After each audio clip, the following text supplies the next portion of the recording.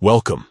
In this video, I'll show you how to archive a chat on Roblox using the web version on your PC, following the latest update. If you want to keep your inbox organized or just store away old conversations, this feature is perfect for you. Let's get started. First, open your preferred web browser and head over to the Roblox website. Log into your account if you haven't already. Once you're logged in, look to the left side of your screen. You'll see a menu with several icons. Click on the three horizontal lines at the top. This is often called the hamburger menu. Clicking this will expand the main navigation panel, giving you access to more options.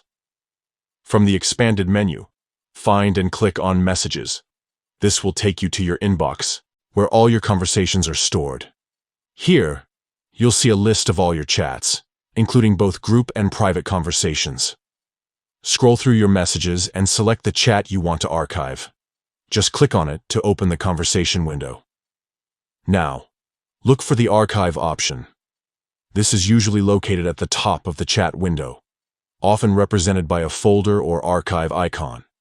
Click on Archive. Instantly, the chat will be moved out of your main inbox and into your archived messages. This helps keep your inbox tidy and makes it easier to find important conversations later on.